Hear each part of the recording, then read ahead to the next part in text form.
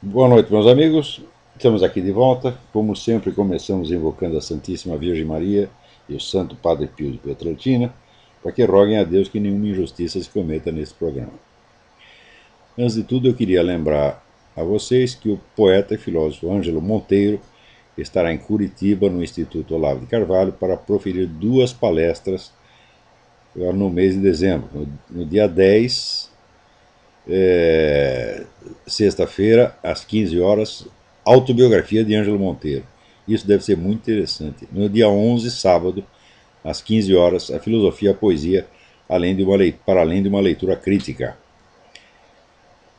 Então ficam aí esses dois avisos. Não percam, quem estiver em Curitiba, não perca as palestras do Ângelo Monteiro, que é um grande orador, um grande conversador. Conversar com o Ângelo Monteiro é uma das coisas deliciosas que tem no Brasil. Muito bem, as eleições deram naquilo que todo mundo esperava.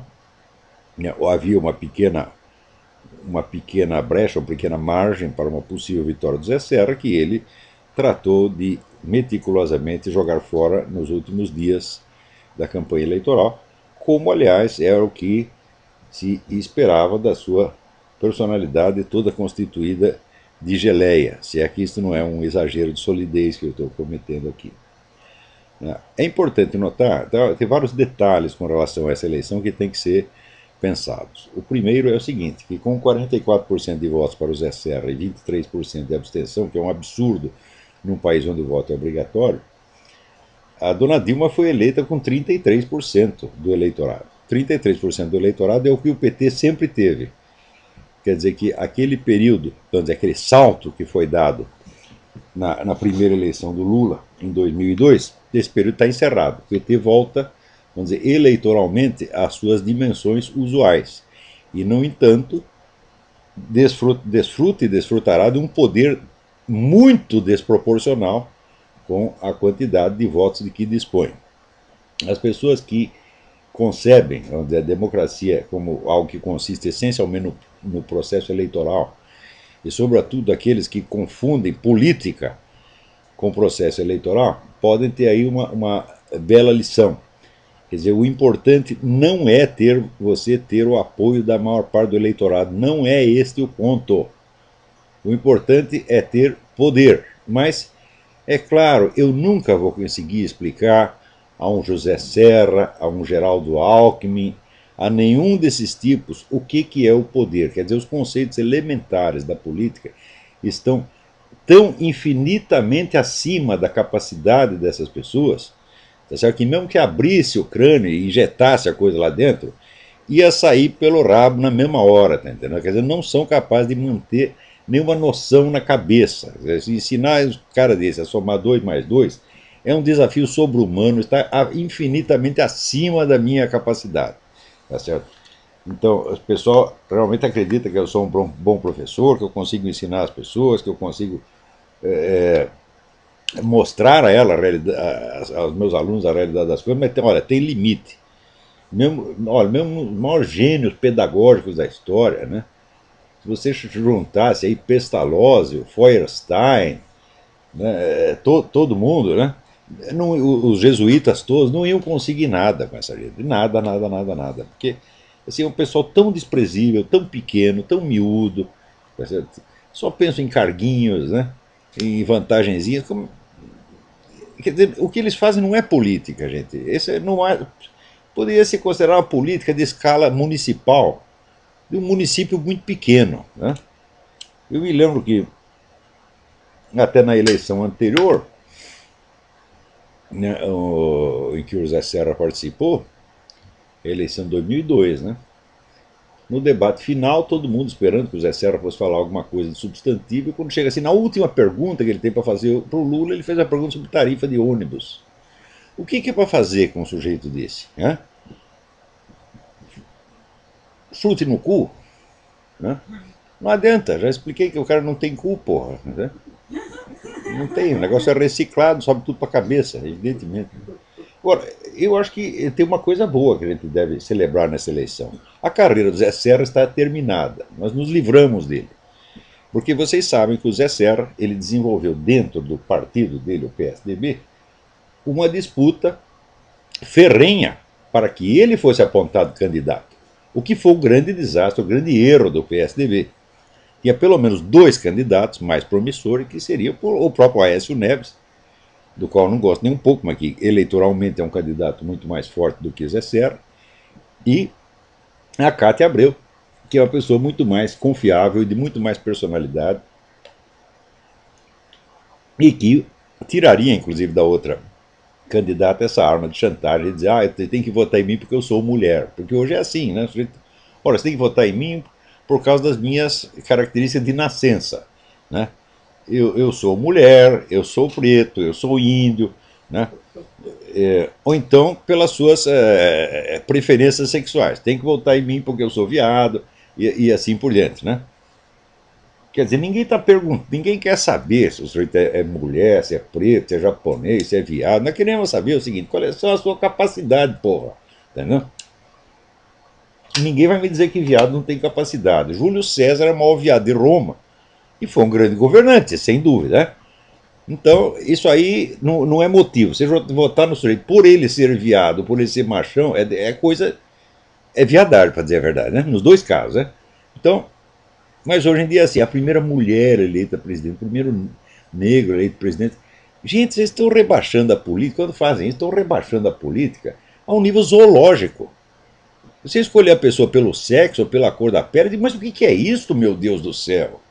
Hã? Ora, eu já acho que até para fins sexuais, para dizer a verdade, sempre achei isso, continuo achando. Até para fins sexuais, você ter preferências assim por cor da pele ou por características raciais já é coisa de pervertido. Você gosta de loirinha, de mulatinha, de neguinha, de o quê, tá, né? Não, eu gosto de mulheres bonitas e atraentes. Agora, as características raciais não são secundárias, né? Sempre pensei assim, né? Ele tem fixação em mulher japonesa. Então, é um pervertido, pô. A gente tem que ter. Você é homem, você tem que ter fixação em mulher, em geral, tá certo? Não em qualquer uma, né? Porque eu tinha um amigo meu que, assim, eles comiam qualquer bagulho, enchiam a cara, e daí apareciam aquelas coisas hediondas, e eles levavam aquilo pro hotel feliz da vida. Eu olhava aquilo e ficava absolutamente perplexo, né? Mas é porque coincidia com o padrão racial que ele tinha escolhido, né? Se ele gostava de neguinha, aparecia então, né, uma neguinha de 3,5 metros de altura, por outro tanto de largura, e o sujeito levava aquilo para o motel e achava bom, né? Então, né, tinha um deles que assim, você apontava qualquer mulher na rua e dizia para ele, o que você acha daquela lei? Ele respondia assim, já comi piores e achei bom. Então, né, tem gosto para tudo nesse mundo, né? Agora, tem gosto para tudo em termos. Por quê? Os 23% de abstenção nessas eleições nos ensinam uma coisa preciosa. Esses votos não são votos de militantes petistas e nem de entusiastas petistas. Pelo menos metade desses votos iriam para o José Serra. Mas essas pessoas que rejeitavam a candidatura de Dilma Rousseff ficaram com preguiça de votar no José Serra. Então, por aí você vê o entusiasmo cívico que o senhor José Serra, né, representa. Tá certo? Então, o senhor José Serra, ele é uma espécie assim, digamos, de papinha de alface, né? Então, o Leandro José Serra tem o gosto da papinha de alface. Light. Light porque, né, tem que tirar ali o potencial ofensivo do alface, né? Então, quer dizer, o homem, assim, ele é um nada, ele é um vazio, é um cara oco, bobo, covardão. Não obstante, olha, tem quem goste dele. Por exemplo, o seu Alckmin, que é outro igual a ele, né? Chama picolé de chuchu, nada melhor que um picolé de chuchu com creme de alface. Tá certo? Então, o picolé de chuchu disse assim, O Serra foi um guerreiro. E o Aécio Neves, que é um gozador, porque ele fez tudo para ferrar com a candidatura do Serra, disse: o Zé Serra foi um leão. Né? Mas olha que hipócrita, né? Esse é hipócrita mesmo. Né? A dona Dilma não vem dizer que a Dilma é hipócrita, ela não tem inteligência suficiente para ser hipócrita, ela acredita em todas as mentiras que ela diz. Né? Daqui a pouco eu já explico como é que funciona a cabeça da Dilma. Não vem com a história de hipocrisia, não, porque hipocrisia é um refinamento da mente. Né? Mas o Aécio Neves é um cara mais refinado, ele é hipócrita mesmo. Então, um diz que é um guerreiro, o outro diz que é um leão. Quando eu li essas coisas, eu lembrei uma frase do Talleyrand, ministro de Napoleão, que diz o seguinte: o exagero é a marca da insignificância. Quer dizer, toda coisa que é absolutamente insignificante, você tenta dar a ela uma substância mediante um reforço verbal extraordinário. Quer dizer, como o cara não é um nada, ele tem que ser chamado de guerreiro e leão para dar a impressão que ele fez alguma coisa. Mas, olha, o Zé Serra, inclusive no último debate, quando ele fica lembrando a sua militância esquerdista, eu vi aqui e pensava o seguinte: olha, você querer combater o petismo, né, preservando a boa imagem do esquerdismo, olha, é mais ou menos como você querer fugir de um leão se disfarçando de zebra. Mais ou menos a mesma coisa. Olha, eu vou me disfarçar de zebra e o leão não vai me pegar. Né? A zebra é o prato preferido do leão. Eu lembro que quando tinha, antigamente, o Simba Safari em São Paulo, tinha uma grade que separava-se a parte dos leões e a outra parte que tinha, né, zebras, camelos, né, impalas, veados, etc. E toda tarde, todo crepúsculo, os leões todos se juntavam ali e ficavam olhando aqueles bichos. Né? Daí eu imaginava que um leão ficava conversando com o outro. Ou você lembra o tempo que a gente era rico, que a gente comia essas coisas lá na África? Agora acabou a mamata, agora só vem comida congelada aqui. Então, o Zé Serra é o sujeito, então, que se disfarça de zebra para escapar do leão. É uma coisa assim, então, é tão impossível isso que, olha, por definição, meu filho, num campeonato de esquerdismo, vence o mais esquerdista. Aquele que encarna a esquerda, historicamente, da maneira mais clara. Agora, também houve aquela famosa entrevista do Carlos Vereza, que foi celebrada como um ato de heroísmo, em que essa besta quadrada, este pseudo-sub-aspirante intelectual, né, chega lá e diz: não, é o Zé Serra que representa a verdadeira esquerda, que é a esquerda moderna, né, e democrática, etc, etc. Você fala, de onde que ele tirou essa ideia? Historicamente, quem representa a esquerda é o Partido Comunista e os outros movimentos radicais que o acompanham. Isso é que é historicamente a esquerda. Né? Maciçamente, não adianta você querer dizer, quer dizer, depois que melou tudo, não adianta você querer dizer não, esquerda eram os que estavam contra isso.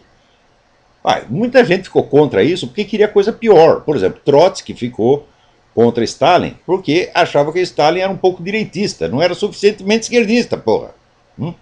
E Trotsky foi o negro que mandou matar a família real até os últimos, e que depois mandou matar os marinheiros lá se rebelaram, mandou matar todos.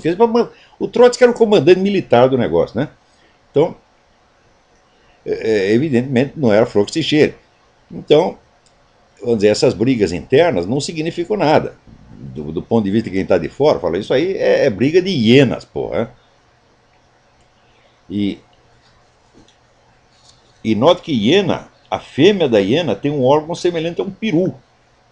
Às vezes maior que o peru do macho. De maneira que o ambiente de hiena é aquele ambiente onde ninguém está seguro. Você não pode virar as costas, meu filho. Tá, então, e esse ambiente esquerdista sempre foi assim, porque, né, um manda matar o outro manda matar a família do outro, manda queimar a casa. Sempre foi assim, eles se adoram, né? Eles têm uma certa solidariedade contra o inimigo, mas entre si, eles vêm querendo se matar uns aos outros. Sempre foi assim. Então é um ambiente de hienas mesmo, né? Agora, veja, esta coisa de você querer definir um fenômeno por aquilo que você acha que ele deveria ser idealmente, isso é o que se chama wishful thinking. Quer dizer, você pensar a coisa não pelo que ela é, mas pelo que você deseja que ela seja. E você afirma aquilo como se fosse uma realidade. É uma espécie que nem aquele negócio do Seisho no Ie, né? Todo dia, sob todos os aspectos, estou indo cada vez melhor. Quer dizer, o cara se ferrando, desempregado, cheio de dívida, com hemorroida, todo cagada, né? E ali, todo dia, sob todos os aspectos, estou indo cada vez melhor. Né? Quer dizer, o sujeito que acha que o poder da palavra dele é o poder criador da palavra divina. Fiat lux, paft, aparece a luz. Né? Então, é claro que isso é uma forma extrema de demência. E aquela declaração do Carlos Vereza, desde o início, me pareceu a forma de demência, porque ele desejaria, ele olha a história da esquerda, vê aquela sucessão de matanças e de horrores, torturas, né? Milhões e milhões de pessoas na prisão por nada, por delito de pensamento, ele olha tudo isso e diz, porra, nós só fizemos merda, seria bom que a gente fosse outra coisa, que a gente fosse cor-de-rosa, que a gente fosse bonzinho, e daí ele afirma isso, né? Seria bom que a esquerda fosse democrática, então eu vou afirmar que ela é essencialmente democrática, ainda que eu tenha que negar, vamos dizer, toda a história da esquerda, tenha que desaparecer, varrer com ela embaixo do tapete. Então, no caso brasileiro, apagam-se 40 anos de história do PT, né? Além de 70, 80 anos de história do Partido Comunista Brasileiro, de 60 anos de história do PCB, etc, etc. Apaga-se tudo isso e se pega um sujeito xoxo, que é um meia-bomba, né, um tucano, um murista, e diz que ele representa a verdadeira esquerda. Agora, o que você espera vencer com um discurso deste? Hã? Então, cada palavra que o Zé Serra disse durante a campanha foi uma homenagem ao petismo e especialmente ao Lula. Tá certo? Dá para chegar até a desconfiar que o sujeito foi contratado para isso. Quer dizer que houve um acordo e que ele funcionou como John McCain aqui na eleição americana, né? Que tudo que era para dizer ele não dizia, e tudo que era para não dizer ele dizia. Então o Zé Serra seguiu, né, a mesma política.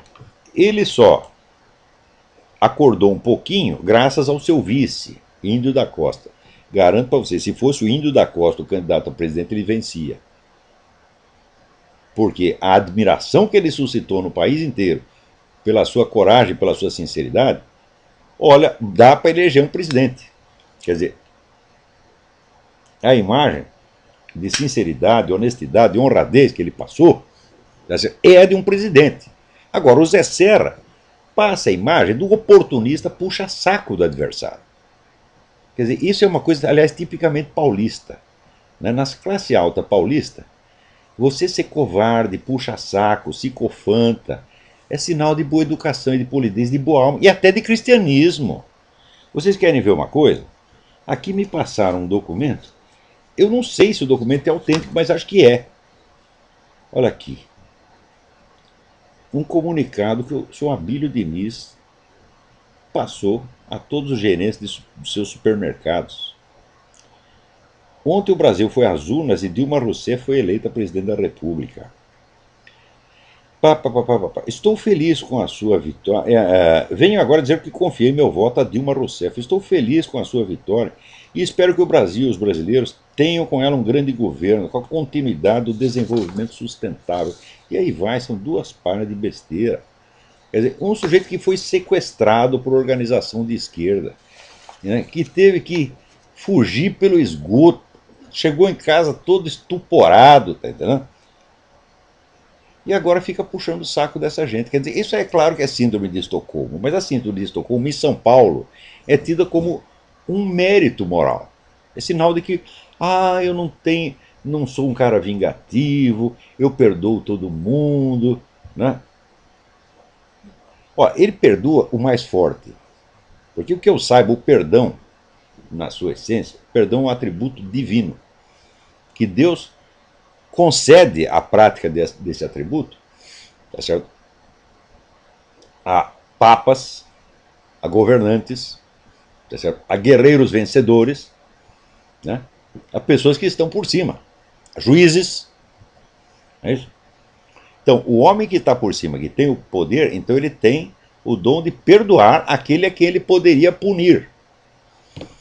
Qual é a vantagem de você perdoar aquele que está em cima de você, pisando na sua cabeça, e que tem poder total sobre você? Você tem que fazer o seguinte, você tem que lutar contra o sujeito, desarmá-lo, dominá-lo, e aí sim você mostra que tem coração e você perdoa. Eu tenho por norma, eu nunca perdoo o mais forte. Nunca. Agora, pergunta aqui para minha mulher, o mais fraco? Eu perdoo tudo. Você pode me xingar. Tu é um filho da puta, tu é estelionatário, tu é um traficante, tu é um viado, tá certo? Tu é um contrabandista, você comeu sua mãe. Você pode falar tudo, tudo, tudo, tudo. Eu, na hora, xingo o sujeito e 2 minutos depois perdoei. Sempre, sempre, porque é tudo fraco. Né? Agora, como é que eu posso perdoar o mais forte, meu Deus do céu? Eu não tenho poder sobre ele, então eu não tenho poder de perdoar. Então, esse tipo de perdão é um fingimento. E isso está profundamente, vamos dizer, arraigado na mentalidade brasileira, especialmente paulista. Quer dizer, a demonstração de fraqueza, de covardia, de subserviência é confundida, vamos dizer, com o perdão, né? E com as virtudes cristãs. Então, essas pessoas que fazem isso, elas são uma caricatura viva. Infelizmente, só quem sobrou para ser candidato nesta merda de eleição foi essa caricatura viva chamada Zé Serra. Tá certo? Quer dizer, é um homem que se você fumar perto dele, ele morre. Né? Então, peraí, tem alguém na linha aí? Alô, quem é? Alô? Alô, quem é? É o André da França? André, tudo bem? Tudo bom, Olavo? Olavo, era apenas um comentário, mediante tudo isso que a gente vê na política brasileira, cultura brasileira, o país, né, em geral, me faz lembrar daquele filme, um filme britânico, né, Brasil, filme da década de 80. Não sei se o senhor consegue lembrar desse filme. Eu lembro do título, mas não lembro do filme. Eu lembro que ele houve um filme com esse título, sim. Mas eu acho que eu não É um assisti. filme britânico. Por acaso é uma comédia, um drama, uma comédia, uma ficção científica, né? E, e o filme, na verdade, eu recomendo para quem nunca viu esse filme, que veja, porque realmente é o retrato do nosso país, né? É um filme onde mostra a burocracia brasileira, a máquina do Estado, onde nada funciona, um povo medíocre, uma cultura vazia, né, onde as poucas pessoas que tentam fazer alguma coisa, que é o caso do nosso país, as poucas pessoas que tentam fazer alguma coisa, elas são barradas, elas são, há sempre um empecilho, e no final das contas, né, no enredo do filme, no final, o mocinho da história, que luta para mudar alguma coisa, no final ele perde, ele fica preso uma máquina, uma espécie de tortura mental, né? Mas vê, isso aí é o que dizia o poeta Mário Faustino. Ele dizia que a sociedade brasileira é baseada na destruição ou na autodestruição dos melhores. Quer dizer, a pessoa, tanto ser desprezada, pisada, tá, ela acaba contraindo o vício. Então se autodestrói preventivamente para que não a destruam. Quer dizer, o número de brasileiros que se autodestruíram, inclusive o meu querido amigo Bruno Tolentino, morreu muito mais cedo do que devia, e desde que chegou ao Brasil entrou num processo de autodestruição, induzido pelo meio, tá certo? E acabou morrendo mesmo. Então, olha, eu quando era jovem descobri que eu não devia fazer isso. Quer dizer, que eu jamais deveria me julgar a mim mesmo pela opinião dos invejosos, dos incapazes, etc, etc. Agora, quem dizia Nietzsche, quem não sabe desprezar não sabe respeitar, e também tem o inverso, quem não sabe respeitar não sabe desprezar, tá certo? Então, no Brasil, o respeito e o desprezo já estão completamente invertidos. E a eleição da Dilma mostra isso, porque essa mulher é absolutamente desprezível sob todos os aspectos. Se você pegar o Lula comparado com ela, o Lula é um príncipe comparado com Dona Dilma, tá certo? Então, Olavo, não, é interessante notar que no meio disso tudo, os valores estão tão invertidos, mas de uma forma tão absurda, que a gente corre o risco, muitas vezes, de perder amigos, perder familiares que ficam contra a gente. mas para Né? que essas amizades, meu Deus do céu? Mas quando essas pessoas ficam contra mim, eu sempre digo assim: Ainda bem, porque o que eu fiz no mundo para merecer um amigo de merda como você? Eu não fiz nada de errado, por que você quer ser meu amigo? Porra! É? Então, Realmente, a sociedade hoje brasileira é realmente. A gente está indo para um buraco sem fim. Eu acho que a solução do Brasil só se for um milagre divino, só for um milagre. mas olha, milagre não acontece quando as pessoas estão rezando para que não aconteça, porra. Tá entendendo? Infelizmente. Eu acho que no Brasil está todo mundo querendo a degradação. Por quê? As pessoas, por ser uma sociedade muito confusa, as pessoas são inseguras. Na verdade, nós herdamos essa insegurança, já veio de Portugal, porque Portugal, durante 8 séculos, ficou o tempo todo assim: 3 meses os árabes dominavam, depois vinham os portugueses, dominavam mais 3 meses, então eles nunca sabiam quem mandava naquela porcaria. Né? Então, se você não sabe quem manda, você também não sabe qual é a regra do jogo. No Brasil, ninguém sabe qual é a regra do jogo. As pessoas não têm princípios, as leis não são aplicadas, então pode valer qualquer regra. Então, por causa disso, as pessoas ficam inseguras e elas criam uma necessidade exagerada do apoio e da afeição dos outros. O brasileiro é um carente afetivo perpétuo. Então, isso é a raiz de tudo o que está acontecendo. Esta insegurança pessoal, da qual todo brasileiro que eu conheço hoje em dia sofre, com exceção deste que vos fala. Eu não preciso da afeição de ninguém. Enfie sua afeição no cu. Ah? Para você gostar de mim, você tem que provar que merece, seu filho da puta. Você tá entendendo? Agora, chega aí um bosta, mentiroso, salafrário, vagabundo, quer ser meu amigo? Fala, meu amigo? Ô, pô, você tem que comer muito arroz e feijão para ser meu amigo? Pô, o que é isso? Se eu te aceitar como meu aluno, é muita coisa. E ó, lá no fundo da classe fica quietinho, não enche o saco. Você já pensou, por exemplo, se o Zé Serra vem querer ser meu amigo? Hã? Pô, o que eu fiz para merecer uma humilhação dessa? Pois você não acredita? Uma vez, tem um cara de um partido político no Brasil veio me oferecer, era assim, a $5.000 para eu escrever 5 artigos a favor do partido dele. Eu digo, mas meu amigo, eu escrevo de graça a favor do seu partido se o seu partido estiver fazendo a coisa certa. Agora eu pego seus $5.000 e enfio no cu. O que eu fiz para merecer essa afronta de você vir me oferecer dinheiro para escrever para o seu partido?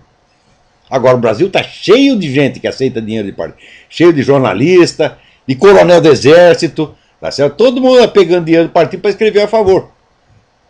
Por que é isso, porra? Hã? A nossa cultura é o dinheiro, né? O Deus Mamon, ele está acima de. O brasileiro é o povo mais dinheirista do universo. Mais dinheiro. O Brasil só pensa em dinheiro. Assim, e não é porque ele quer ficar rico. Não, ele tem medo de ficar sem dinheiro na semana que vem. Quer dizer, um povo que está sempre com o cu na mão, você entendeu? Um povo de covarde. É uma coisa horrorosa, medonha, degradante. E eles consideram que isso é educação. Eu digo, olha, na minha geração, era essa educação que já se passava para as pessoas. Né? Mas algo me disse que aquilo estava errado. Graças a Deus. Continuar acompanhando o programa aqui, eu só queria fazer uma pergunta com relação ao curso de filosofia. Eu andei lendo aqui no site, né, no Seminário de Filosofia, e eu vi que, né, para o curso tem algumas leituras que são exigidas, né, de livros. Para quem está fora do Brasil, esses livros. Funciona igualzinho. Vamos dizer, eu não sobrecarrego as pessoas com leituras, porque o nosso curso não é dado na base do estudo de autores, mas do estudo de problemas concretos, para os quais, às vezes, a bibliografia existente é muito pequena. Então as pessoas não têm muito que se preocupar, não. Isso, inclusive, quando recomendamos alguns textos, realmente preferimos dar. Nós damos preferência a textos de edição antiga que não têm direitos autorais e que a gente pode passar para o indivíduo por um PDF.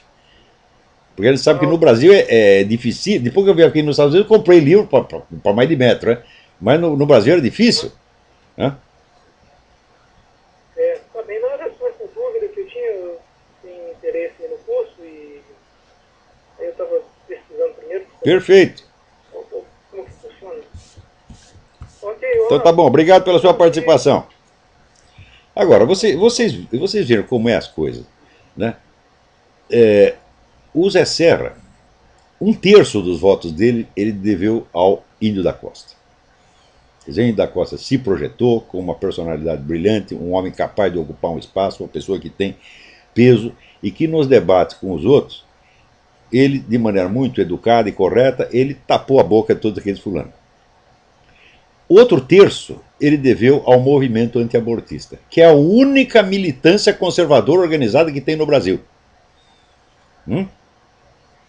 Pessoal antiabortista tem contato uns com os outros, circulam documentos, circulam informações, quer dizer, eles sabem o que está acontecendo, então eles puderam, vamos dizer, agir e mobilizar uma parte do eleitorado para votar não a favor de Serra, mas contra Dilma, porque Dilma tem o programa abortista. Agora, esse partido, o PT, é o partido cínico, canalha, criminoso, porque eles colocam no seu programa a legalização do aborto como condição indispensável para a participação do militante, expulsa quem é contra a descriminalização do aborto, e depois, quando você diz que eles são um partido abortista e que a candidatura Dilma é abortista, eles dizem que é calúnia.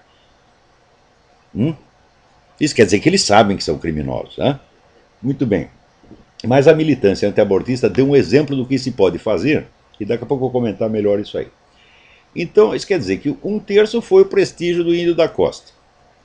Um terço foi o movimento abortista. E um terço foi o que aqueles marqueteiros que trabalham para o Zé Serra conseguiram. Ô Zé Serra, ô turma do PSDB, do DEM, quando é que vocês vão aprender que esses marqueteiros são amadores, não entendem merda nenhuma de política, mas zero.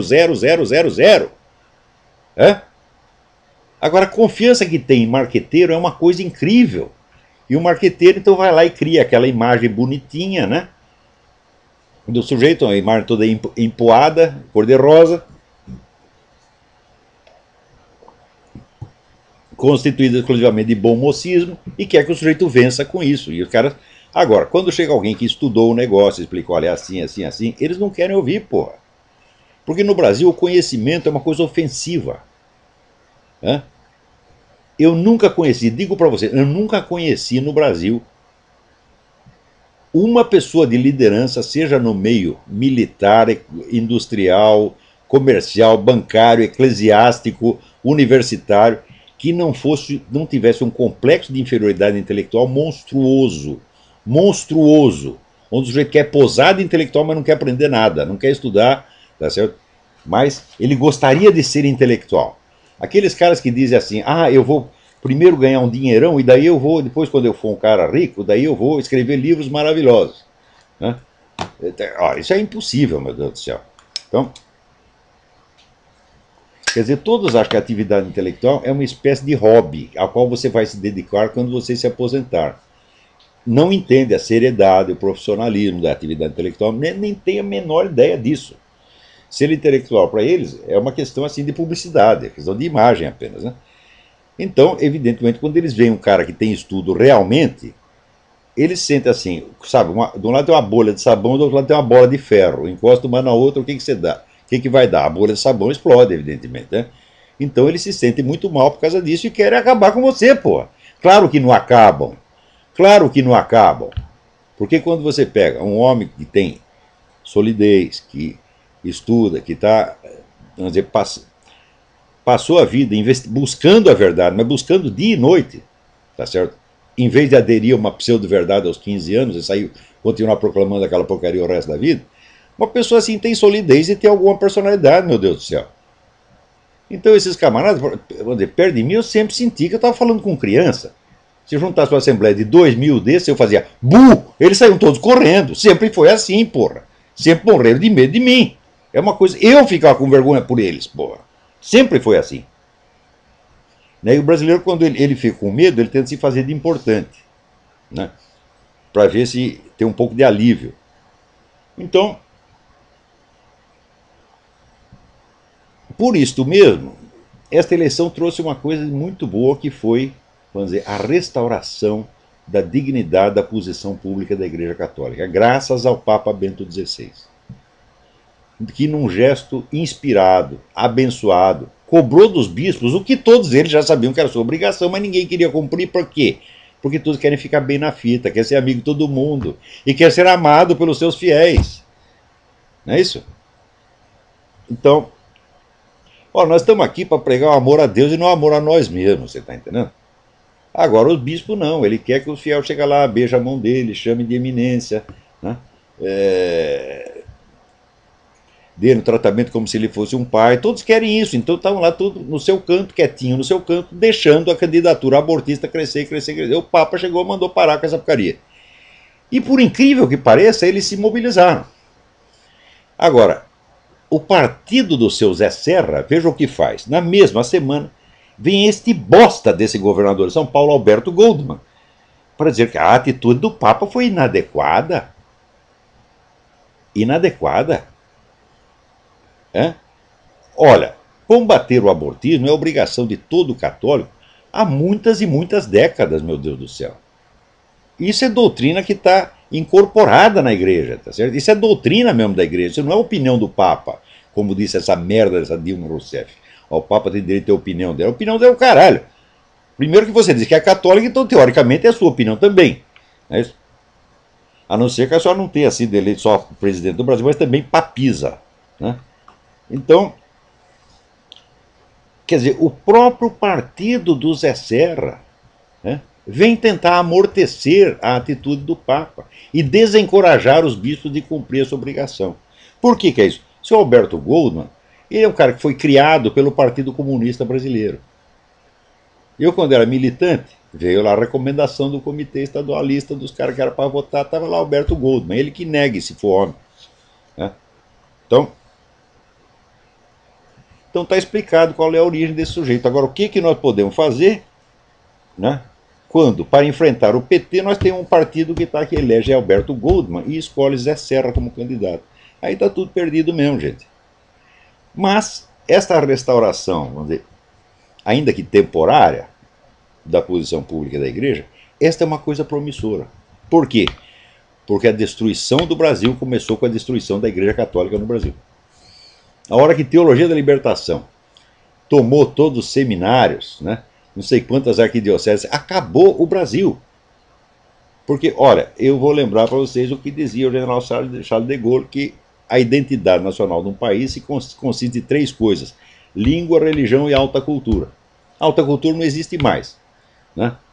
A religião passou a ser encarnada em tipos inferiores, como Helder Câmara, que é um homem que só vivia de autopropaganda, tá certo? Era um homem falso até no jeito de falar. Você pega as gravações do homem, vê como ele fala o tom do sujeito já é falso. Lembra Paulo Evaristo Arnes, aquela voz melosa, aquela coisa. Pô, o que é isso? Isso é a imagem da igreja, meu Deus do céu. Hã? Então, a partir daí, a coisa foi pro brejo. Acabou a autocultura, acabou a religião, acabou a língua, porque hoje em dia ninguém consegue falar português. E a dona Dilma, vocês veem, quando ela foi entrevistada, perguntaram que livros que ela gostava, falou: ah, eu li um livro recentemente, o livro me impressionou muito, era muito bom, mas eu não lembro o título. Então essa mulher nunca leu nem Tio Patinhas, porra. Ela não leu nem o programa do PT, ela faz o que lhe mandam. É? Então, agora no Brasil se considera que a cultura é apenas um adorno que você vai botar em cima da pessoa. Então, é curioso que o brasileiro acha o seguinte: primeiro ele tem que resolver todos os problemas práticos da vida e depois ele vai tratar de se tornar inteligente. Como é possível uma coisa dessa? É? Vocês veem, por exemplo, esse pessoal todo admira muito, né? O pessoal petista. O Lula, por exemplo, admira Getúlio Vargas. É? E quer ser o Getúlio Vargas. Getúlio Vargas é um homem de alta cultura. Getúlio Vargas sabia trechos de Nietzsche de cor. Ele era o livro de cabeceira dele, era um livro que eu não recomendaria, mas ele lia Nietzsche e sabia aquilo de cor. Então, não era um qualquer, não era um idiota, tá certo? Agora, onde é que você vai achar no mundo um grande estadista que não tem alta cultura? Isso não existe, minha gente, isso é impossível. Você pega aqui Abraham Lincoln foi um dos maiores escritores da língua inglesa. Pega o Winston Churchill, mesmíssima coisa. Você pega o próprio Charles de Gaulle, o homem escrevia que era uma maravilha. Então, isso aí, vamos dizer, a alta cultura é condição preliminar, todos têm que ter. E não vem com a história que você foi de origem pobre, porque eu fui de origem mais pobre do que você. É? Né? Então, Peraí, tem alguém na linha aí. Alô, quem é? Alô, professor, você escutando? Sim, perfeitamente. Oi, aqui é Flávio de Aracatuba. Flávio, tudo bem? E eu queria saber, tudo ótimo. E eu queria saber o seguinte, a gente assistiu 8 anos de PT fazendo essa palhaçada toda, você ligava a televisão e só ouvia falar de roubalheira, de escândalo de corrupção, chegou a enjoar, tanto escutar isso na televisão. E nem assim o brasileiro tomou vergonha na cara para votar no menos ruim, votou no mesmo, fez a palhaçada toda. Então agora para confirmar largar o osso vai ser bem difícil. Eu estou dizendo, mas olha, 8 anos atrás eu já dizia, eles não vão largar nunca. Se vocês pensam que o PT é um partido normal, que está disposto a ter rodízio no poder com outros partidos, vocês estão completamente enganados. O PT é um partido revolucionário que veio para desmantelar a máquina do Estado e remontá-la à sua imagem e semelhança. E ele fez isso. O próprio Lula, ele diz que se orgulha de que o novo paradigma petista já está instalado no Brasil. Continue. Então agora que eles não compraram até agora, eles compram. E eles têm que estar comprando, eles recompram, com mais bolsos e bolsos, né? Agora eu queria saber o seguinte, dessa putada que tem dos radicaizinhos aí, Marco Aurélio Garcia, Franklin Martins, essa turma, quando eles deitam na cama à noite, em vez de contar carneirinho, que é o que eles queriam fazer, o que eles sonham, hein? Com a Cuba, com a Venezuela, com a China? O senhor acha que eles têm algum modelo que eles não vejam? Ou é só roubar mesmo, encher o bolso de dinheiro, ficar no poder para sempre e tá bom para eles? Olha, essa pergunta pressupõe que existe, assim, o comunista sincero e o comunista ladrão. Eu digo, a diferença não existe. O comunismo é uma coisa essencialmente corrupta desde o início e desde a raiz. Tá certo? Então, você roubar é aumentar o poder. E você alegar um ideal futuro, esta é a prática normal desde que existe esse movimento. Por um motivo muito simples. Se o sujeito diz, eu tenho o plano do mundo melhor a ser realizado. Bom, o plano está lá no futuro. Como é que nós vamos realizar? Primeiro, nós precisamos adquirir o poder de realizá-lo. Então, você tem duas etapas. Primeiro, a conquista do poder. Segundo, a realização do mundo maravilhoso. O mundo maravilhoso continua hipotético e futuro, por definição. Mas a conquista do poder é a parte real da história. É? Então, você vê, por exemplo, quando subiu Stalin ao poder, qual era a função de Stalin no Partido Comunista? Era assaltar bancos e roubar trens para dar dinheiro para o partido. Era um assaltante. E por isso mesmo subiu. É? Agora, você acha que o sujeito vai ficar assaltando e roubando para o partido durante 10, 20 anos e não vai pegar nem um pouco de dinheiro para si? O bom ladrão, meu filho, não existe. É? Então, todos eles sempre assim, sempre... A conquista do poder total implica o domínio total sobre a riqueza, meu Deus do céu. Sempre foi assim desde o início. Então não existe assim, o comunista idealista e o comunista ladrão. O comunista autêntico e o comunista fingido. Não, são todos fingidos. Isso é da natureza da coisa. Tanto que você vê, quem é o brasileiro que era mais próximo do Fidel Castro? Não é Zé Dirceu? E qual é o mais ladrão de todos? Zé Dirceu mesmo.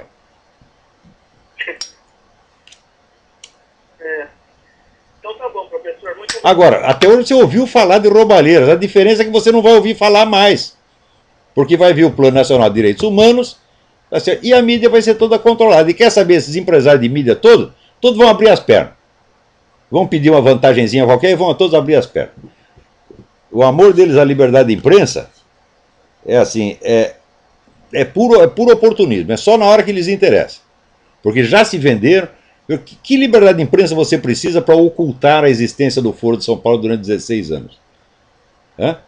Eles já controlavam a imprensa em nome do PT e faziam tudo que o PT queria. Agora, o PT reclama dessa gente, reclama de barriga cheia, porque mais do que a Globo incensou Lula e o governo Lula, é impossível.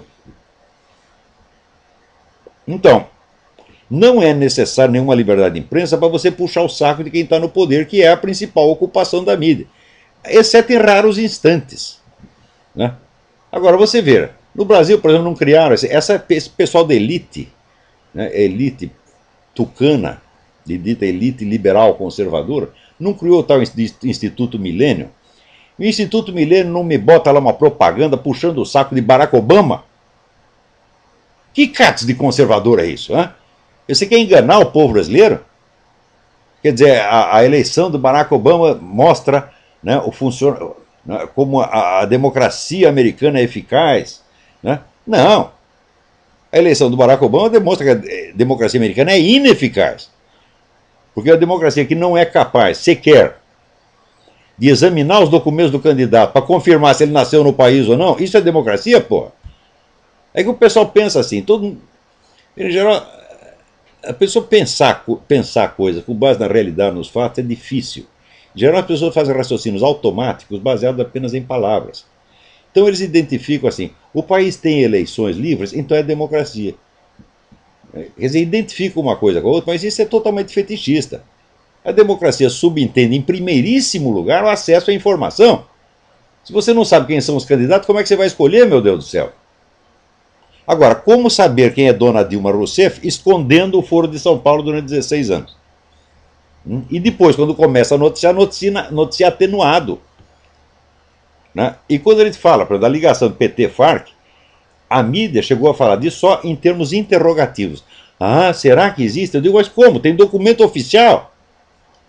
Tem um compromisso oficial assinado em 2001 por Lula da solidariedade integral às Farc. Está lá o documento assinado na Assembleia do Foro de São Paulo.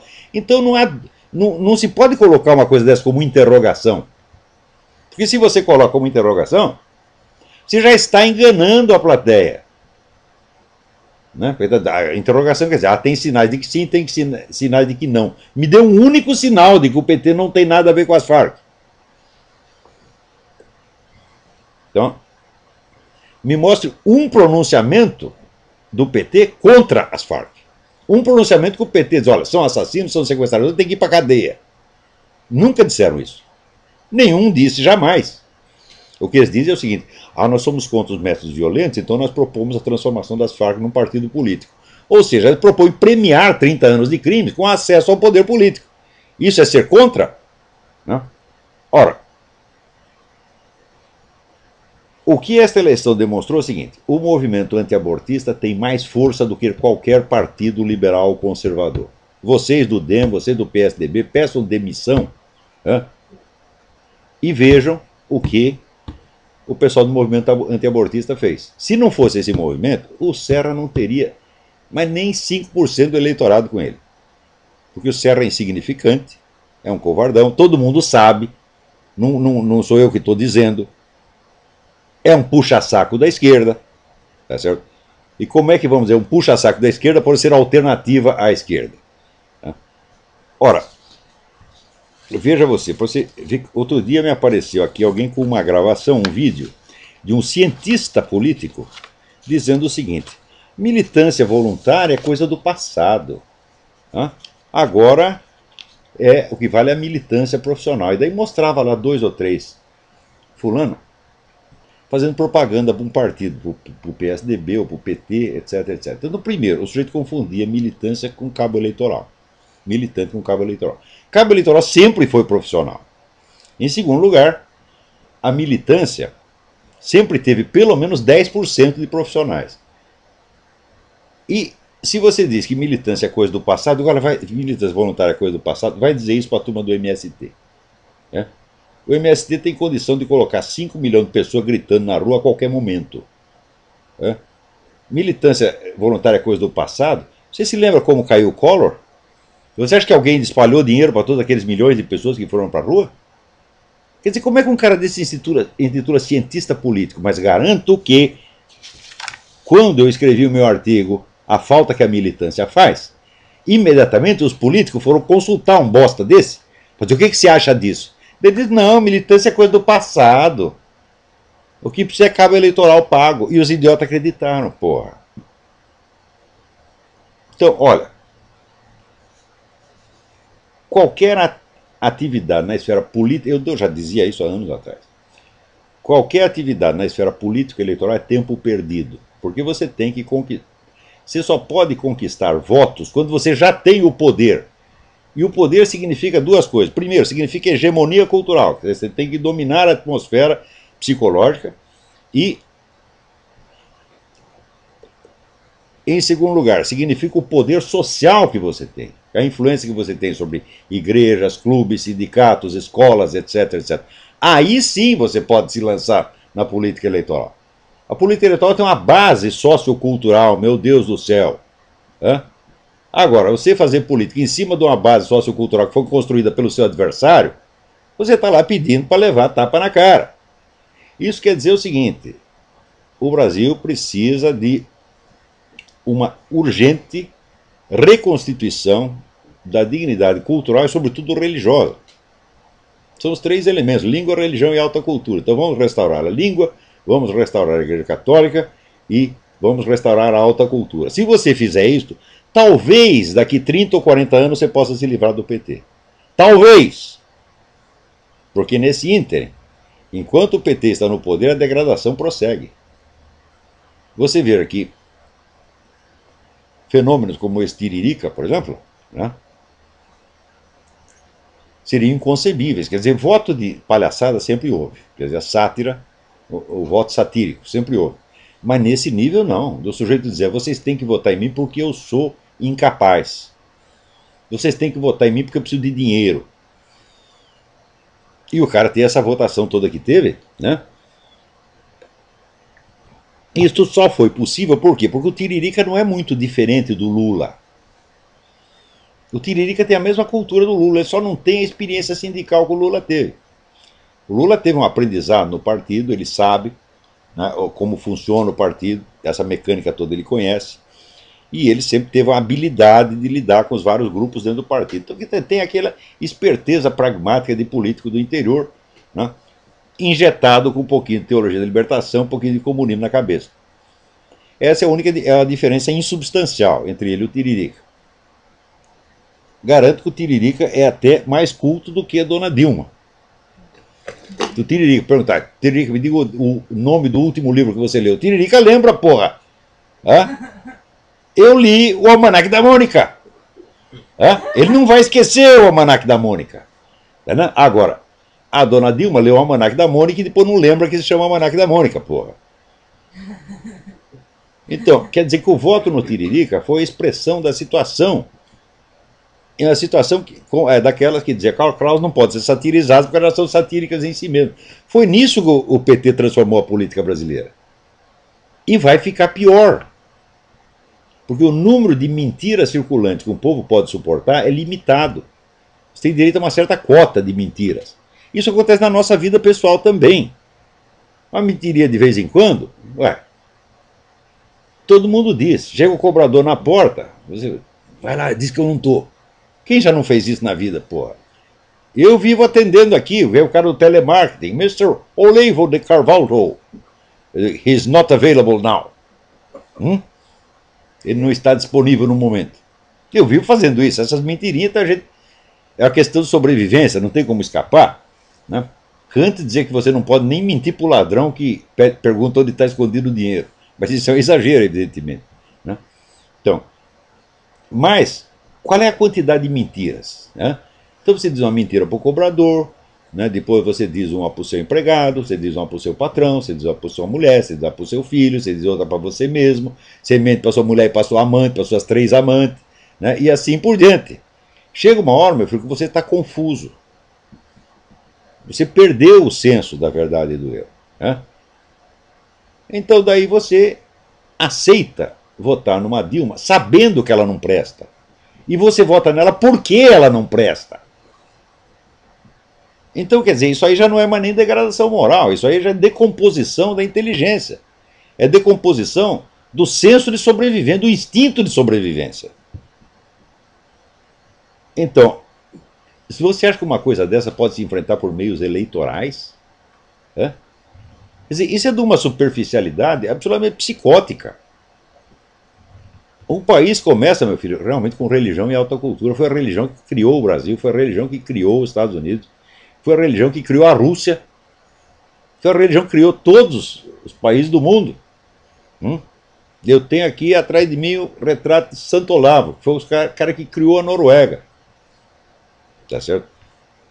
Nunca, nunca, nunca houve uma civilização que surgisse sem base religiosa. Isso não existe, isso é uma besteira. Quando o cara fala de civilização leiga, Isso é uma bobagem. A civilização leiga é assim, é um mandato tampão entre a civilização cristã e a civilização muçulmana. Os muçulmanos adoram a civilização leiga do Ocidente porque sabem que é uma coisa que se autodecompõe e que depois eles ocupam facilmente. Vejam todos os regimes militantes ateísticos que houve no mundo, o tempo que duraram, com todo o poder e todo o dinheiro que tinham. Isso não existe, minha gente. Por quê? Não é natural. A visão que as pessoas têm, a visão terrestrializada, como dizia Antônio Gramsci, a visão que só aceita aquilo que é, vamos dizer, materialmente sensível no momento, ela não é natural.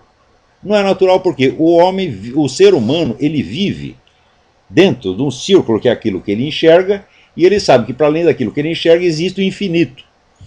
Quer dizer, o infinito é a verdadeira escala do pensamento humano. Agora, se você quer fechar tudo no finito, você é que nem um avestruz, você não quer enxergar aquilo que existe para mais além. E se você tapa a transcendência, você só fica com a imanência. Imanência é o buraco onde o avestruz coloca a cabeça. Então, não importando quanto poder você tenha, você não vai durar, você vai cair, porra. Veja o que está acontecendo nos Estados Unidos, é uma coisa tão óbvia. À medida que decresce a religiosidade da população, o país vai pro brejo. É uma coisa tão evidente. E quando se restaura a religião de um país, mesmo quando o fazem pelos meios errados, por exemplo, se a gente vai lá para uma ditadura e baixa lá a moral cristã, eu sou completamente contra isso. Eu acho que a moral cristã não pode se impor dessa maneira, porque isso é um projeto revolucionário, mas mesmo quando faz isso, não por ter sido por meio autoritário, mas pelo simples conteúdo religioso voltar a circular, a nação se levanta, tá certo? As inteligências se restauram, tá certo? As esperanças começam a se delinear de novo na sua frente, e você enxerga o caminho e você sabe para onde ir. Isso é a coisa mais óbvia. A inteligência humana, ela é mantida pela providência divina. Nós não sabemos como isto funciona. Nós não sabemos como nós sabemos. Nós não compreendemos direito o processo da nossa própria inteligência. Mas nós sabemos que sem inteligência nós não vamos sair do buraco. E nós sabemos que nós não podemos dar para nós mesmos essa inteligência, que nós não sabemos de onde veio. Então, o caminho para a restauração do Brasil é a restauração da Igreja Católica, a restauração da alta cultura e a restauração do idioma. Se não fizer essas três coisas, meu filho, pode tirar o cavalo da chuva. Nada, nada, nada, nada vai dar certo nunca. Não vai dar certo nem para a porra do PT. Né? Nem para eles vai dar certo. Porque a hora que tiver o poder total, vai ser a interdestruição, como foi na União Soviética, como foi em Cuba, como foi na China, como foi em todos os lugares que essa gente dominou. Tá certo? Então, é aquilo que diziam no século XIX, já diziam os cristãos conservadores, olha, nós fomos vencidos, mas nós obtivemos a vingança dos nossos vencedores. E pior, nós obtivemos a vingança pelas mãos deles mesmos.